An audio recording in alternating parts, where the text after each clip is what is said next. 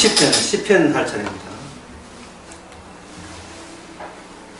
10편, 9편, 이렇게 10편을 보게 되면, 악행들이 자꾸 나오죠, 악행들이. 그 악행들이 나온다는 것은, 이 세상이 처음 하나님 만드시기에 보기에 심히 좋았던 세상과 이 틀어졌다는 겁니다. 달라진 거죠. 이 처음 만드신 세상이 아니고, 잘못된 길로 가고 있고, 원래 만든 세상이 아닐 때 폐기쳐버려야 되는 이 세상에서의 하나님의 조치는 어떠하십니까를 다윗을 통해서 보여주신다 생각하면 돼요. 그 시작 자체가 좋게 보는 게 아니고, 이건 아니다부터 출발하는 거예요. 그러면 성도가 되었으면 세상을 볼 때 어떻게 봐야 되죠? 하나님의 안목과 동일한 안목으로 세상을 보시면 되는 거예요. 이건 아니야. 뭔가 하나님의 조치가 있을 거야. 그렇다면 그 하나님의 조치는 무엇이냐? 이래는 겁니다. 제가 말씀드린 것은 뭐냐 하면, 지금 우리 성도는 특징이, 불신자의 차이점이 뭐냐면, 성도의 특징은 하나님과 상대한다는 겁니다. 보통 그 학원 강사는 학생들과 상대하죠. 그리고 가게 주인은 손님을 상대하잖아요. 하루 종일. 그리고 그 주부는 뭐 손자나, 안 그러면 그 남편이나 아들이나 그런 사람하고 상대하죠. 목사는 교육者상대하고. 주로 상대하는 자가 누구냐 하면 사람을 상대하는 거예요. 사람과 사람 상대하고 하나님 상대의 차이점이 뭐냐 하면, 사람과 상대하게 되면 자기 마음을 늘 숨길 수밖에 없어요. 숨길 수밖에. 본심을 드러내지 않는 방식으로 사람을 상대하죠. 애가 그 애비이면 참 패고 싶지만, 나중에 엄마가 저런 폭력적인 엄마랑 낙이 찍히면 안 되니까 참는 거죠. 이렇게 뭔가 숨기는 거예요. 인간은 서로가 본심을 내놓지 않고 인간을 상대할 때는 숨길 수밖에 없어요. 그러면 이 세상에서 악이라는 것은, 인간과 인간을 상대할 때는 악이라는, 절대적 악이라는 것은 없습니다. 왜냐하면 자기가 뭔가 나쁜 짓을 할 때 다 그만한 이유가 있기 때문에 그렇습니다. 그만한 이유가.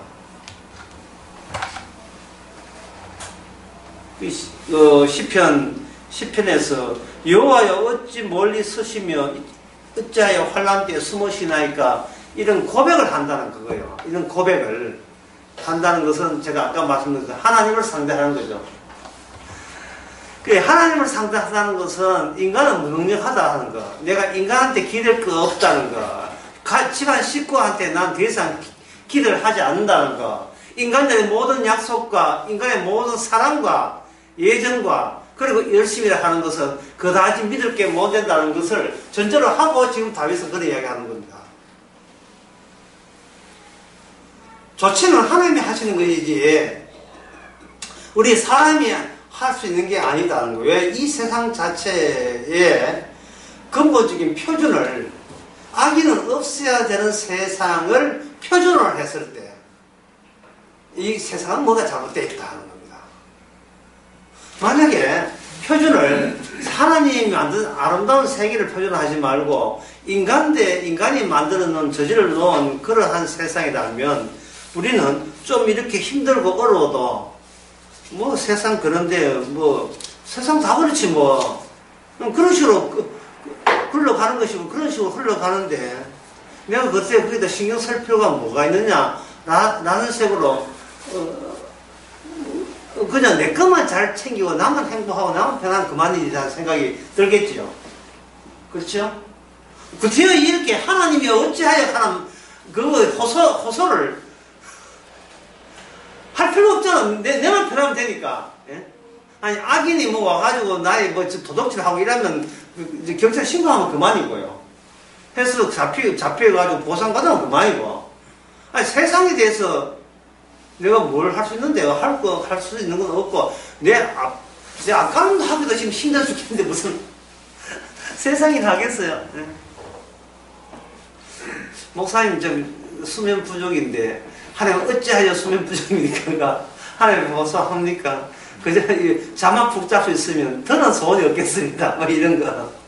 근데 내 아까는 하면 그만이지 뭐 다윗처럼 왜 거창하게 인생을 거창하게 보자 이 말입니다. 이게 왜 그러냐 하면 신자는 하는 일이 있어요. 자, 신자의 특징을 한번 볼게요. 신자의 특징. 불신자가 아닙니다. 신자의 특징은 첫째, 자꾸 없는 분으로부터 공급받는다. 신불신자는 인간을 상대하잖아요. 내가 주고 저가 반대로 저걸 내한테 주고. 예. 벌써 시간이 넘었기 때문에 저는 하지 않습니다. 나는 줄 거 주고 받을 걸 받을 챙기고 사람을 상대하기 때문에 이게 뭐냐면 이게 불신자인데 성경에서는 불신자인데 이걸 사람들은 뭐냐면 그냥 인간이라고 하죠. 인간은 성경에서 말하는 인간은 태어날 때도 범죄자로 태어났다는 겁니다. 이야기하는 다시 한번 해볼까요? 인간이란 첫째는 태어날 때부터 무슨 자다? 범죄자로 태어났대. 범죄자 속성, 범죄자의 본성, 범죄자의 범죄로 태어났다. 두 번째 죄가 뭐냐면 그것을 감춘다. 그것을 감춘다. 어떤 식으로? 하나님을 상대하고 누구하고 상대하고 인간들과 상대하고. 그렇게 정리하는 거예요. 4절 한번 봅시다. 4절 누가 읽어볼까요? 보실까요? 아기는 그 교만한 너굴로 말하기를 여호와께서 이를 감찰치 아니하신다 하며 그 모든 사상에 하나님이 없다 하나이다. 하나님이 없다 하는 것은 평소에 살아가는 그 모든 행동이 뭐 없이 살아오고 있다 이 말입니까? 하나님 신경 뚝 꺾고 신경 쓰지 않고 살아온 거예요. 그러면 집에 가만히 있는 게 아니고 누구를 상대했단 말이에요? 사람을 상대한 거예요. 목회를 해도 사람을 상대한 거예요. 장사를 해도 손님을 상대한 거예요. 교사가 돼서 학생만 상대한 거예요. 사람 대 사람을 상대해버리면 뭐가 없어지냐 하면 신자 불신자에 대한 기준도 어떻게 돼요? 그 기준이 소용이 없죠. 아니 사람 상대하는데 신자 불신자 무슨 했습니까? 사람 상대하는데 아무래도 다시 해야 되겠죠. 시편 자체가 하나님이 다윗이 하나님께 호소를 하고 있다 이 말이죠. 예. 근데 오늘날 현대인들은 하나님께 호소하기보다는 그것도 귀찮아. 귀찮아서 뭐냐면 내 앞가름만 하면 그만이다. 내 앞가름만. 그럼 앞가름만 한다는 말은 뭐냐 하면은 사람하고 사람만 상대하면 그만이다. 귀찮게 하지 않나? 나도 귀찮게 안 하면 그만이다. 자기 몸 편한 게 최고이기 때문에. 그런데 이 오늘 본문에서는 다윗은 하나님께 호소를 한다는 말이죠. 호소하는 이유를 뭐라고 했습니까? 처음에 이 세상에 이르지 않았잖아요. 예. 예. 하나님께서 사회 만들 때 세상은 이렇게 만들지 않았잖아요. 라고 아주 거창하게 생각하는 겁니다. 대단하게 생각하는 거예요. 그러니까 이 세상에 대해서 이 세상에 생각할 때 그걸 이제 빨간 걸로 쓸게요. 다윗은 여기서 뭘 생각하냐면은 원창조를 생각하는 겁니다. 하나님의 천지를 창조하셨다. 자, 창조하셨다 할 때, 창조하실 때, 없는 데서 있었잖아요. 있다는 말은 창조가 이제 만들어진 거니까. 그래서 결과물이 뭐냐? 있음이죠. 있음 안에 뭐가 살아있느냐 하면, 창조의 원리가 있음의 이 창조의 원리를 품고 있다고 본 겁니다. 창조의 원리를 있음이 품고 있는 거예요. 그러면 창조의 원리에 있음이 품고 있을 때 이걸 창세기 1장에서 하나님 보시기 심히 뭐 하는 거야? 심히 좋았다. 심히 굉장히 좋다는 거예요. 심히 좋았다는 겁니다. 심히 좋았던 그거, 일하는 것이 하나님의 생각인 것이 다윗의 생각이고, 이 다윗의 삶에 뭐가 되느냐 하면, 이게 기준이 돼요. 기준점이 된다, 이 말이에요. 근데 기준점인데, 자기가 이런 기준을 가지고, 이런 사고방식을 가지고 세상을 보니까, 세상은 지금 이 있음이 뭐를 누락시킨 거예요? 뭐를 지금 공격하고 있는 거예요? 창조의 원리를 지금 누락하고 공격하고 있죠. 그래서 시편 10편에 뭐 어디에 있습니까? 여호와여 어찌하여 멀리 있으시며 어찌하여 환난에 숨으시나이까 라고 하나님께 호소를 하고 있는 겁니다. 하나님께 호소를 하고 있는 거예요. 그래서 지금 여기까지 이야기하게 되면 이렇게 결론할 수 있죠. 신자와 불신자의 차이는 뭐다? 신자의 불신자의 차이는 뭐냐 하면 하나님을 의식하면서 살아가는 것이 신자고, 불신자는 하나님을 의식하지 않는다고 이야기해야 되고, 다른 말로 하게 되면 뭐만 의식하면서 산다? 사람만 의식하고 산다. 사람만 의식하면서 사는 거예요. 목사는 교회 좀 의식하면 그만이고, 부부는 서로만 의식하면 그만이고, 시장 사람들은 오늘 손님만 의식하면 그만이고, 국민들은 대통령만 의식하면 그만이고, 사람만 의식하면 그만이에요. 그게 너무나 익숙해졌으니까 이게 너무 자연스럽게 되어버렸어요. 그래서 자연스럽게 되니까 10편 이것도 우리한테는 낯설어. 예, 낯선다 말이죠. 왜냐하면 사람만 상대하니까 자기 몸 편하고 몸 건강하고 자기 뭐 이렇게 좀 인생 만족하면 뭐 더 이상 신경 쓸 게 뭐가 있느냐 하는 식이죠. 그래서 신자의 특징 첫째는 자꾸 없는 데서 자기가 공급한다는 거예요. 두 번째 특징이 뭐냐 하면, 두 번째 특징은, 신자의 특징은, 이게 두 번째가 더 중요한데요. 첫 번째는 자꾸 누구로부터 우리가 공급받는다, 계속해서 뭔가 주어진다는 사실을 아는 사람이고, 두 번째는 뭐냐 하면, 바로 그것을 증거한다는 거예요. 신자의 특징은 예수님 하늘로부터 뭔가 계속 주어진다는 것을 증거하는 용도로 자기가 만들어졌다는 겁니다. 그럴 때 있음 안에 창조의 원리가, 자기가 있음 안에 창조의 원리도 같이 살아있다고 보는 거예요. 그렇다면 하나님을 증거한다는 말은 결국은 무슨 증거를 하지 않겠다는 거예요. 뭘 증거하지 않겠다? 나를 증거하지 않겠다. 나 자신을 증거하지 않겠다. 나 자신을.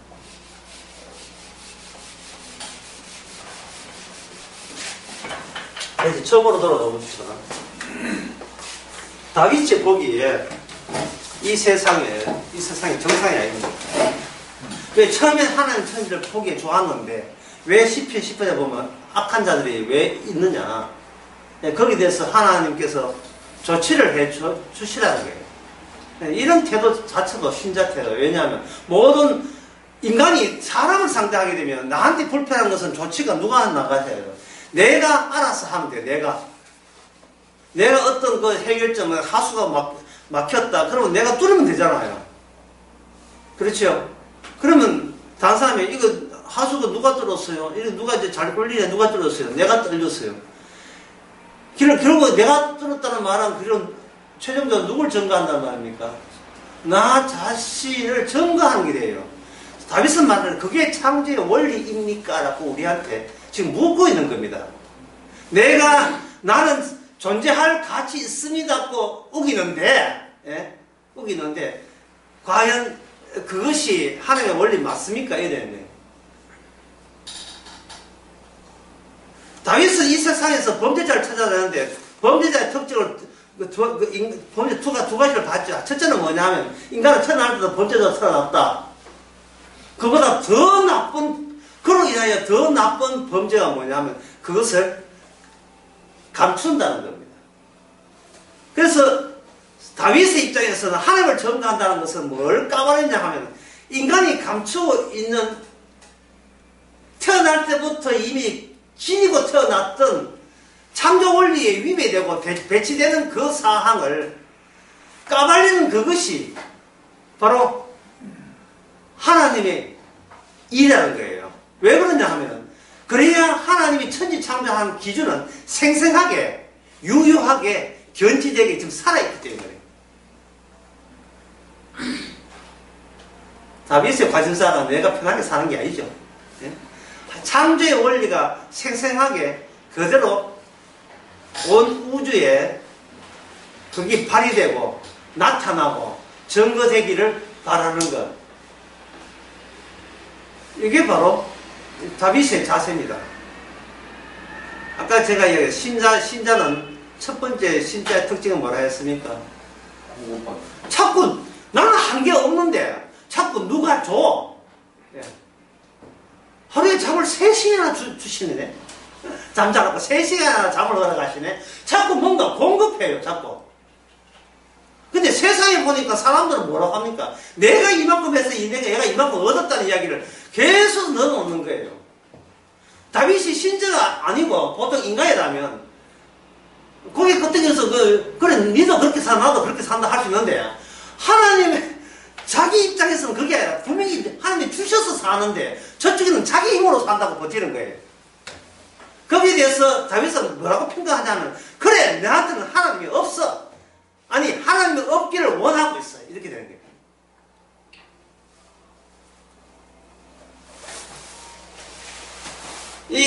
신자 내가 시표를 통해서 신자 불신자를 나누었는데 예, 신약에 와서는 아주 결정적으로 나누죠. 요즘부터 이제 최종 기준이 딱 등장합니다. 신자는 누굴 증거하느냐? 예수 그리스도를 증거하는 것이다. 왜냐하면 신자 되려면 반드시 조건이 필요해요. 혼자서는 안 돼요. 예, 모든 인간 태어날 때부터 번져서 태어났기 때문에 필히 자기 자신의 잘남과 변명으로 일관합니다. 평생을 자기 변명으로 일관해요. 그걸 제가 두 번째 요한 자기 죄를 감춘다고 이야기했죠. 감추는데 그걸 건드리면 화를 내요. 반발하죠. 그 반발하고 그 반발의 여파가 뭐냐? 외부로 바깥으로 퍼져나가는 겁니다. 시편 12절 봅시다. 누가 한번 읽어볼까요?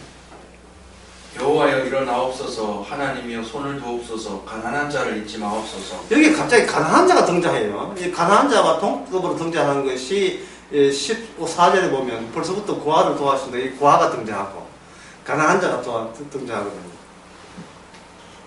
이 고아와 가난한 자가 등장한다는 말은 어떤 뉘앙스를 주느냐 하면 처음부터 그 하나님의 이스라엘 나라는 하나님의 창조의 원리가 심어졌기 때문에 상대적으로 가난할 이유가 없는 사회이어야 한다는 겁니다. 상대적으로. 근데 가난한 자가 생겼다는 것은 누가 이 가난한 자의 재산을 탈취했다고 보는 거예요. 여기 뭐 굉장히 많죠. 여기 뭐 7절, 8절 그 이야기가 은밀랑 엎드려가지고 기다리면 그들을 공격한다 뭐 쭉 나오거든요.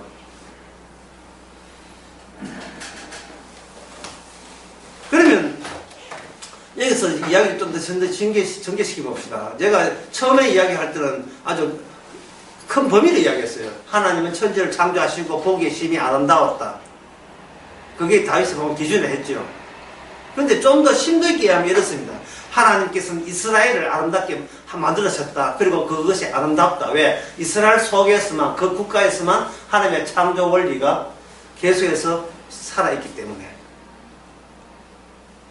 그런 기준으로 자기 나라를 보는 거예요. 자기 하나님의 택한 민족을 보는 거예요. 그렇게 봤을 때, 그러면 더 하나님의 천지를 창조했는데 창조의 원리라고 제가 모호하게 이야기했는데, 창조의 원리라고 모호했는데, 이 창조의 원리가 이스라엘이라는 구체적인, 객관적인 국가가 등장하면서 창조의 원리가 용어가 바뀌어야 되겠죠. 뭐로 원리가 이게 바로 언약으로 바뀌어야 되겠죠. 언약. 근데 다윗 시대이기 때문에 무슨 언약이겠습니까? 당연히 다윗 언약이겠죠. 다윗 언약입니다. 다윗 언약만 언약이 아니고 그 전에 언약이 있었죠. 무슨 언약이었습니까? 모세 언약이었죠. 모세 언약 이전에 무슨 최초의 언약이 뭡니까? 예. 성경에 나온 최초 언약은 노아 언약이죠. 노아 언약을 구체화시킨 것이 모세 언약이고, 모세 언약이 구체화시킨 다윗 언약이라는 말이죠. 그러면 노아 언약은 뭐냐면 창세기 8장에서 방주 안에 있던 정결한 짐승의 희생을 받아가지고 하나님께서는 그 희생, 정결한 짐승의 희생, 제물의 희생, 그 죽음이죠. 죽음 안에서 살아간 은혜가 나온다는 걸 아는 사람에게는 하나님께서 복을 주신다. 그 내용이 노아 언약입니다.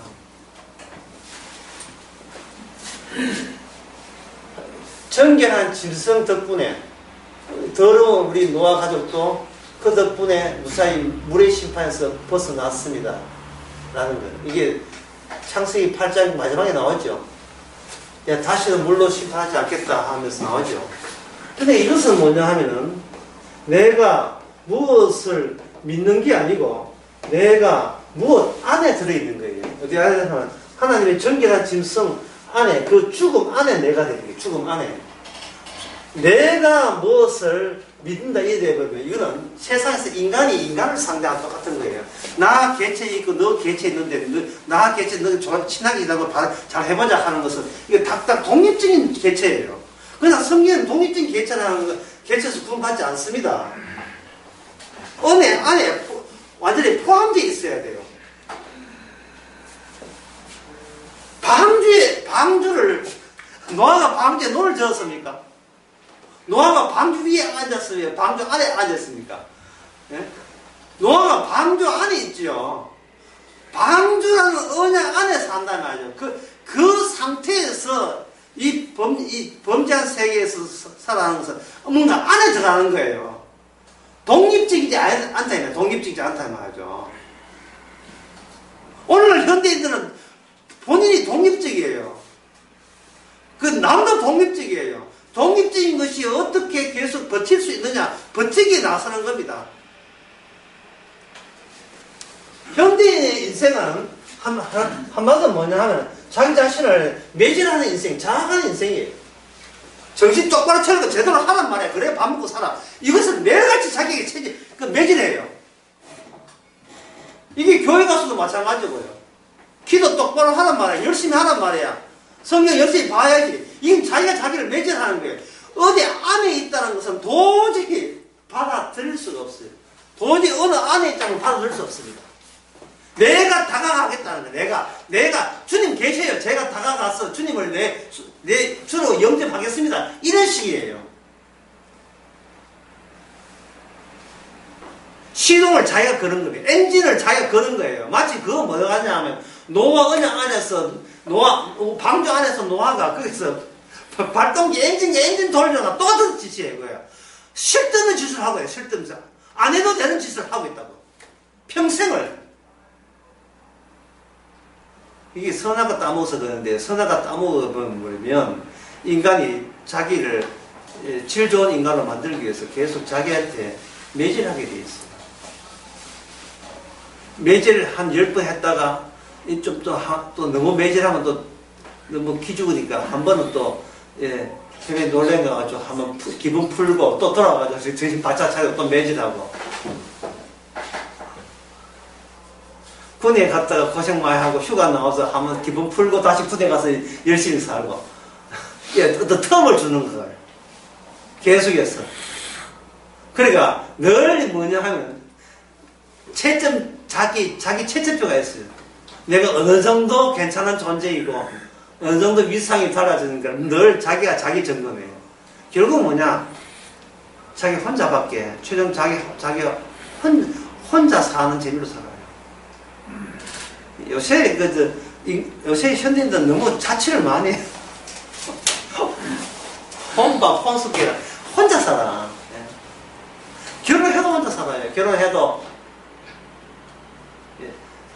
부산에서는 결혼이라 하지 않죠. 결혼이라 하죠. 결혼해도 혼자 살아.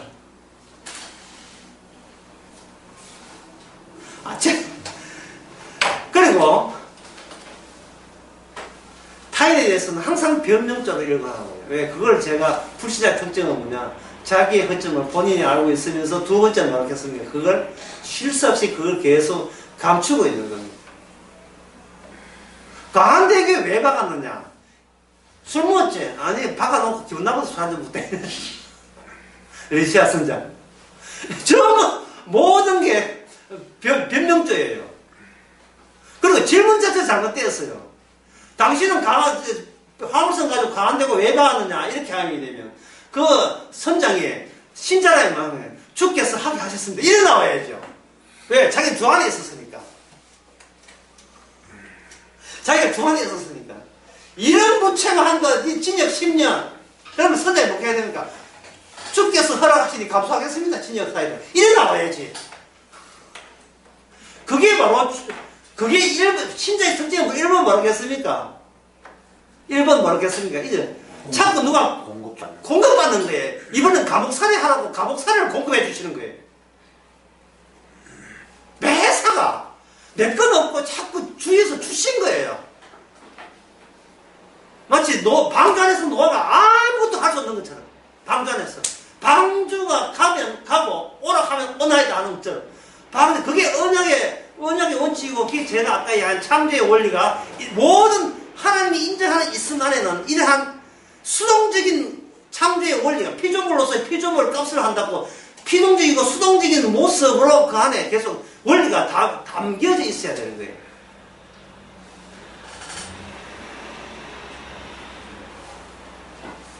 보통 바쁘다 하죠. 왜 바쁘십니까? 뭐 살아야죠 이거거든요. 뭐 바쁘게 살아야죠. 그게 산다는 것은 뭐냐면 사람들에게 산다는 내가 숨쉬고 사는 걸 산다고 보는 거예요. 그런데 1번 신자에 의하면 주님이 살아있으면 내가 죽어도 그게 내가 살아있다는 의식이 없는 거예요. 우리는 산다는 것은 주님이 살았다는 그런 원리가 공급되고 제공되는 조건 하에만 사는 거예요. 이게 언약이라는 겁니다. 이게 언약 관계예요. 홀로 인간은 혼자 있는 게 아닙니다. 언약과 더불어 있다는 걸 알 때에 성도는 자기 자신이 살아있다, 잘했다를 증거하는 것이 아니고 누굴 증거하느냐. 신약에 오게 되면 사도행전 1장 8절에 성령이 내게 임하면 너는 어떻게 된다고요? 성령이 임하면 딱 끝까지 누구의 정이 됩니까? 주의 정. 예수의 정이 되잖아요.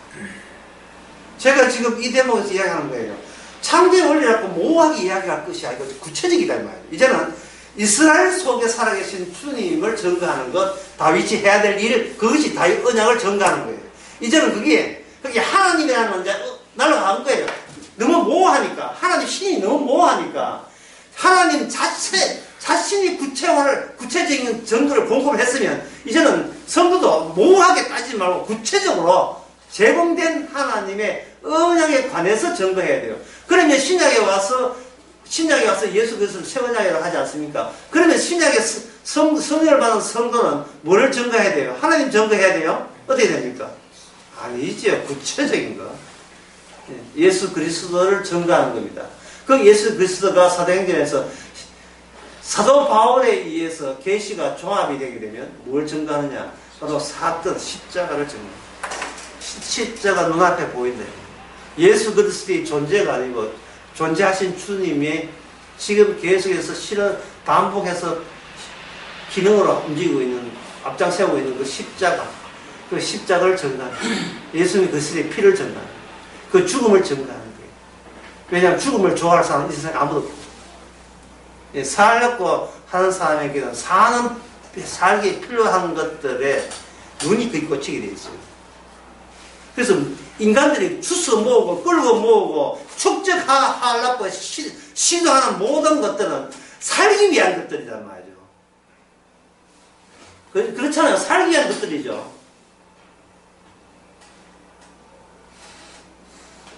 오늘 또 성공해야 죽어야지. 이런 사람 없다 하길래. 성공부 참석도 살기 위한 조치 일환이에요.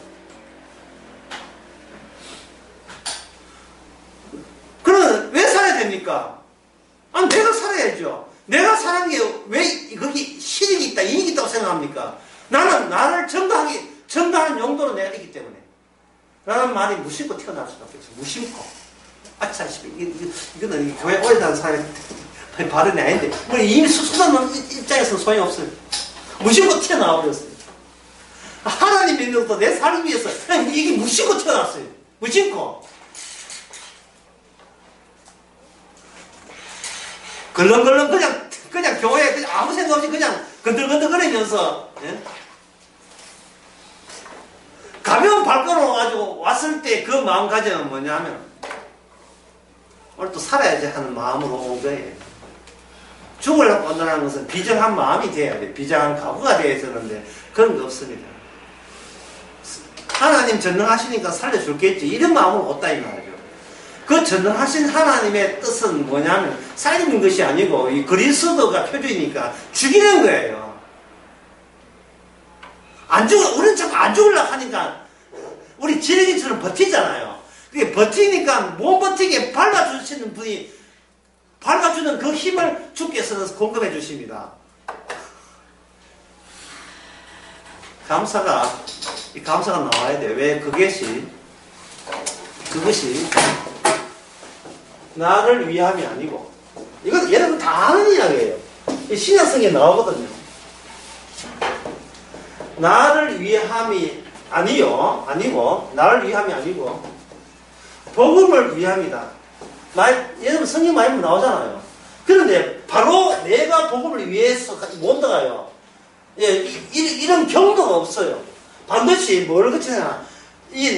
나는 이 인간을, 이 둘 다 십자가 사건이기 때문에, 십자가 사건에, 아니요, 오다 하는 게, 여기 둘 다가 있어야 십자가가 돼요. 왜냐면 십자가는 박해하고 핍박하는 그 사건이기 때문에 그래요. 핍박했는데 살아난 사건이거든요. 그래서, 이게 언약이거든요. 이 방주다 말이에요. 언약을 하려면 현재 내가 생각한 나를 어디다 집어넣냐 하면, 이 언약 속에 집어넣으면 반드시 경문을 거쳐야 돼요. 바로 나는 복음을 위해 살겠습니다 하지 말고, 바로 이렇게 돼요. 저를 죽여주옵소서 나와야 돼요. 저를 죽여주옵소서가 나와야 비로소 복음을 위해서 복음만 전거되는 사람이 나오죠. 성질도 높여요. 바로 요즘 교회가 복음 전망해서 쓰대는 것은 뭐냐면, 살려주옵소서는 다른 소리, 우회적인 소리, 고백이거든요. 이건 핑계. 복음 위해서니까 제발 나를 죽이지 마옵소서. 예. 그래서 그 천식에 낳게 하시죠. 이건 핑계. 흔히 세상에서 하는 개 같은 행사를 똑같이 하는데, 교회 가서 똑같이 하는데, 예. 하나의 거래. 예. 주님, 내 원하게 해주시면 내가 주님 원하게 해드리겠습니다. 이게 거래가 하는 거예요.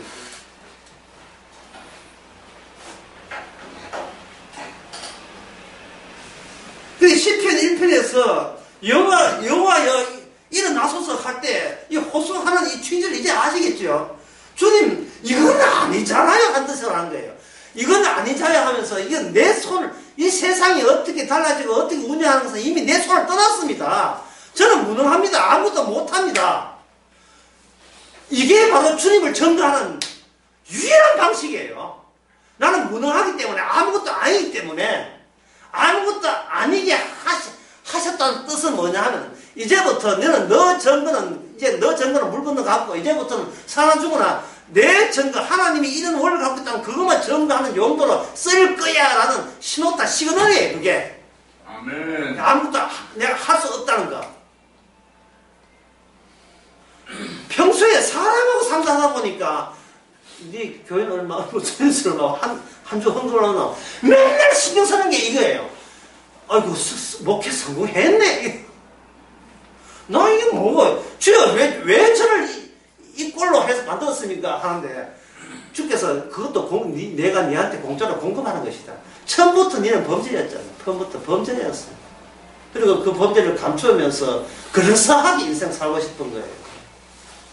죽으라고 달 거 없어요. 내 자식이 어디 가서 자식 이야기 할 때, 이 정도밖에 안 돼, 그 정도. 예? 어떤 사람이, 어제 제 아내가 어떤 친구를 만났는데, 갑자기 그 친구분이 제 아내한테 한턱을 쏘겠다는 거예요. 왜냐하면, 큰 아들은 삼성도 하고, 둘째 아들은 현대 들어가요. 큰 아들 삼성. 그래, 기분 좋아서 한턱 내겠다는 거예요. 예. 그게 우리가 맞닿는 일상생활 아닙니까? 우리는 그것을 세상이라고 부르죠. 우리는 그걸 현실이라고 부릅니다. 그런데 다윗은 뭐냐 하면 그것에는 뭐가 없냐 하면 창조의 원리가 빠져있다는 거예요. 그런 식으로 살아가는 사람들이. 제가 아까 얘기했지만 인간은 자기 앞가림만 하면 그만이에요. 하나님 생각할 수 없습니다. 4절 다시 봅시다. 아기는 그 교만한 얼굴로, 이걸 번역을 다시 새롭게 해볼까요? 아기는 그 뻔뻔스럽게, 이렇게 번역하면 되겠죠. 아기는 그 뻔뻔한 얼굴로 말하기를, 하나님이 없다는 말은요, 하나님이 없다는 말이 아니고, 하나님이 내가 살아보니까 내 인생 경험상 하나님이 그다지 내 인생 일구는데, 예, 필요치 않다는 뜻이에요. 인간은 체험이 아니면 입으로 나올 게 없어요.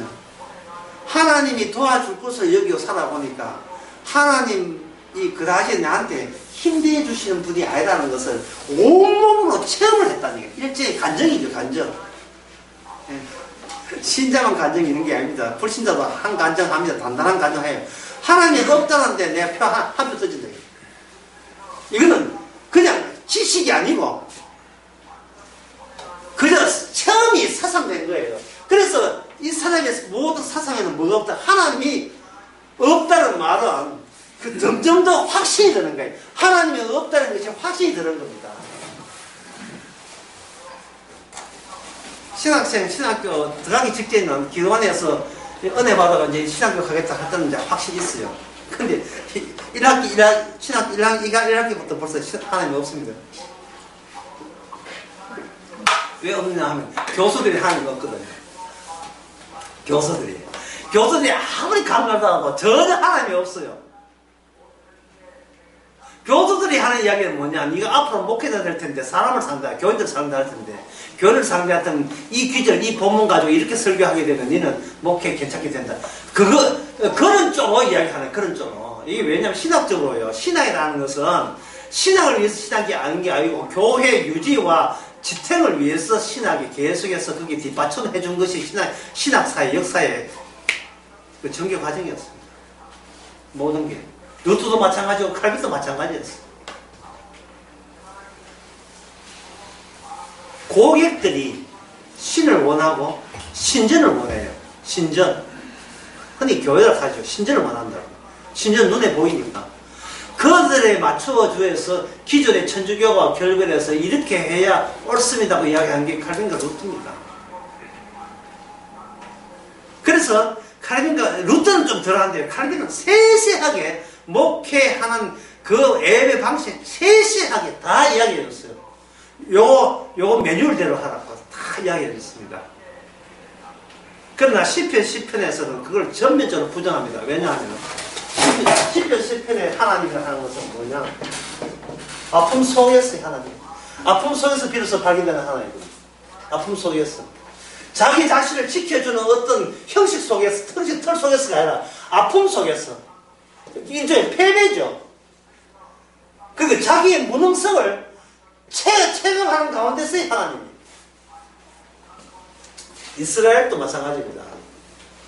이게 좀 어려운 이야기인데, 다윗 언약은 왕언약인데, 왕언약이 확den될 때 이게 이스라엘이 되는 거예요. 그러면 여기서 이제 뭐와 대치가 되느냐면, 기존에 이스라엘과 이스라엘이 대치가 돼요. 모세 언약에, 다윗 언약 전에 모세 언약이거든요. 모세 언약에 준해서 버티던 이스라엘과 다윗 언약에 준해서 이스라엘과 둘이 갈등을 일으키게 있어요. 어느 것이 하나님의 뜻이냐를 두고 갈등을 일으키는 겁니다. 시대가 지났으니까. 전의 것이 나았냐, 후의 것이 나았냐 싸움이에요. 성경은 이미 정답을 내렸습니다. 나중 것이 정답이에요. 마지막 언약이 처음부터 있어 왔던 겁니다. 그전 언약은 마지막 언약을 위한 모형이고 그림자에 불과하다는 겁니다. 그림자 붙들고 모형 붙들고 놀지 말라는 거예요. 다윗 언약이 되기는 모세 언약은 이것은 다윗 언약 안에 모든 게 포섭이 돼요. 그러면 모세 언약에 준해서 이스라엘 주장한 사람이 다윗에게 뭐라고 공개하냐? 그럼 모세 언약 어디로 날아가 버렸냐? 다윗은 말합니다. 내 아픔 안에 다 들어가고 있다. 내 아픔 안에. 왕이, 다윗 언약은 왕 개념, 다윗 언약은 왕 개념이거든요. 왕 안에, 그렇게 여러 명이 지켜야 될 법을 어떻게 됐습니까? 한 사람을 통합시킨 것이 다윗 언약이에요. 로마서 1장 3절에 예수님은 어디가 태우사 나왔습니까? 예수님은 무슨, 누구의 자손이겠어요? 다윗의 자손 오죠. 그 다윗의 자손, 그 마태복음 20, 거기도 나오지만, 다윗의 자손이라는 말은 뭐냐면, 다윗 언약의 자손은 오신다는 거예요. 다윗 언약에, 사도행전 2장에 나오죠. 다윗은 죽어서 무덤에 있지만, 그 자손은 부활했다고. 다윗, 그 언약의 자손이 되는 겁니다. 이것은, 여럿이 하나로 통합이 되면서 여럿은 이제는 각자의 개체가 자기를 보거나 그들이 합세했던 이스라엘 이런 단체를 볼 것이 아니고 한 분을 봐야 돼요. 그러면 우리 생각에는 그럼 다윗 한 분을 보면 될까? 이런 생각이 그렇죠. 그 말이 맞아. 그럼 내 다윗을 보면 될까? 이래 하죠. 볼 수가 없어요. 왜냐하면 다윗은 이 단체에서 쫓겨났으니까. 십자가 믿으면 되지 않아요. 십자가 믿을 수 없는 게 십자가 사건이 예수님이 누가 어떤 분입니까? 그 당시 사람들에게 지금도 마찬가지야. 쫓겨났잖아요. 쫓겨난 것을 왜 신뢰해요? 보이지 않는데 죽어 보이지 않는데 지금 보이는 사람들이 있는데 믿을 만한 보이는 사람이 있는데 보이지 않는 사람은 왜 의지합니까? 이거는 성령이라는 기적이 오지 않으면 성령이 되지 않는 이야기입니다.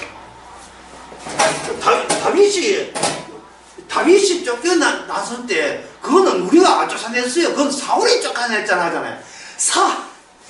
사울이 백성들이 지금 누구의 권력을 두려워했던가요? 다윗의 권력이었던가 사울의 권력이었던가 사울의 권력을 두려워한 거예요. 다시 말해서 인간은 혼자 있는 것이 아니고 권력의 압제를 받고 있다는 겁니다. 모든 인간은 권력의 종으로 살 수밖에 없는 그런 의식을 지니고 있었던 거예요. 혼자 노래방에서 노래는 잘 부르죠. 북한의 김정은의 그 부하들 있잖아요. 자기 집에서는 자기 부하들한테는 갑질해요. 근데 나이가 뭐 한 70대고 80대도 김정은 앞에서는 이 불 떨어요. 왜? 폭탄으로 사살하고 싶어서. 폭탄으로 죽여버려. 그냥 전기의자가 아니라 폭탄으로 죽여버리고 싶어서 불을 떠는 거예요. 내 속에 뭐가 있다? 우열한, 월등한 어떤 권력에 대해서 자신에서 복종하는 속성의 심리가 있어요. 왜 그런 심리가 있느냐 하면 내가 그 권력을 내가 모르게 내 욕망이 부러워하기 때문에. 내가 부러워하기 때문에. 우리에게는 목적이 있고 목표가 있어요. 그거는 뭐냐면 마귀가 에서한테 시험했던 그겁니다. 뭔가 은근히 원하는 게 있어요. 눈에 보이고 좋은 것들은 다 내 소유가 되기를. 나는 가만히 있는데 내 이성은 그런 걸 원하지 않는데 내 욕망은 내 이성보다 힘이 세가지고 은근히 부러워해요. 나이 많은 여자들은 젊은 여자가 왠지 부러워요. 시어머니는 누가 미워? 젊은 며느리가 미워. 난 네 딸처럼 나 할게. 딸처럼. 나랑 같은 순간. 봄인데 옷 하나 해야지. 백화점에서 사서 봄인데 옷 하나 해야죠. 백화점에 신세계 백화점에 옷을 하나 사왔는데 화사한 옷이죠. 옷은 분명히 화사해요. 그리고 그 옷을 살 때 마네킹과 모델 보면 분명히 옷과 매치가 화사합니다. 이 몸이 화사하지 않는데 어떻게 몸이 화사하지 않는데 어떻게 해요? 결국 그 옷은 며느리 불러가 며느리 이제 네 입어라 줘버린 거예요. 몇 년 또 이제 시험에 있던 거 내가 있겠나 하고 이 얘기 해놓고 받아가지고 저 지금 쳐놓고 가죠. 인간은 자기 입장을 생각 안 해요. 꾸준히 뭐냐 하면 좋은 거 생각합니다. 우리 교회 그 연세가 이제 이 이야기 해가지고 그 집사에 또 화 안 내려 보겠습니다만은 아낼 집사에 70이 넘은 분인데 그분은 제보고 이런 이야기 했어요. 목사님은 빨간 미쉐린? 뭐랄까? 스포츠카 뭡니까? 예. 하여튼 빨간 나태한 스포츠가 있잖아요. 예. 한 7억 하는 거 모르겠어. 한 5억 하여튼 그때 그걸 보니까 자기가 굉장히 부러웠던데 그건 뭐 주특기야. 솔직하게 주특기예요. 목사는 안 부럽습니다. 저는 안 부러운데요. 나는 왜 그래 부러운지 모르겠다니까. 그 말은 뭐냐 하면은 마음이 아주 좋게 해서 젊은 거예요. 그래서 그랬죠. 세상이 안 지겨운 모양입니다. 욕망은 처음부터 그걸 부러운 거야. 계속해서 부러워왔던 거죠.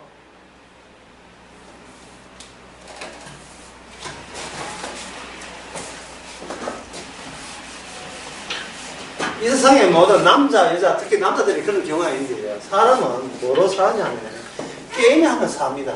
현대인에서는 게임하면. 이 게임을 사는 건 선과 악을 완화시키기 위해서 내부적으로 게임을 시킨 거예요.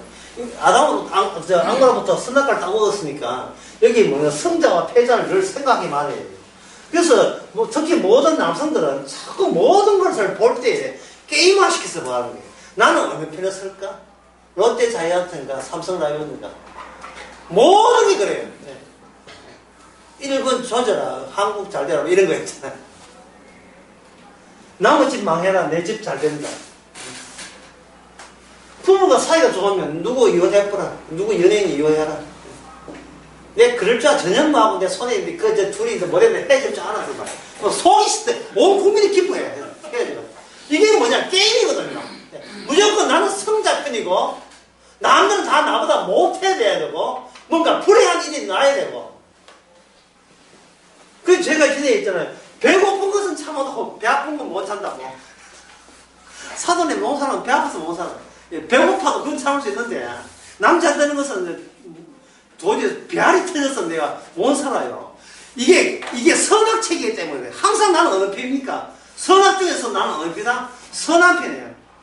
이미 선과 악을 내가 알고 있다는 지식, 그 지식이 인간을 망치는 거예요. 그게 막 악마의 늪에 빠진 겁니다. 항상 자기를 좋게 보고 의리를 보는 겁니다. 그러니까 인간은 자기 자신을 조작하죠. 조작하고 변명하고 또 내부적으로 선악이 있을 때는 그걸 채찍질하고 그 내부적인 선악을 가지고 외부로 그대로 터뜨려 가지고 이 땅에 못난 놈들은 죽어야 마땅하고 고아 같은 것도 없어서도 마땅하고 왜? 나는 고아가 아니고 나는 잘 살기 때문에 자기 자신의 존재를 극대화하기 위해서 그런 것들은 조져버려야 된다. 그 내용 있을 때 다윗은 어느 편에 서 있냐 하면 고아와 가난한 자의 그런 자의 횡포에 피해를 입은 피해자의 입장에서 뭐가 튀어나오냐 하면 바로 여호와여 일어나소서라는 말이 튀어나오는 거예요. 이게 바로 다윗이라는 왕 속에 모든 하나님의 뜻이 함축되어 있는 구체화된 인물로서 등장한 다윗 언약의 내용입니다. 사사기에 그런 게 나오죠. 사사기에 보면 언제 이스라엘 백성들이 하나님께 호소하던가요?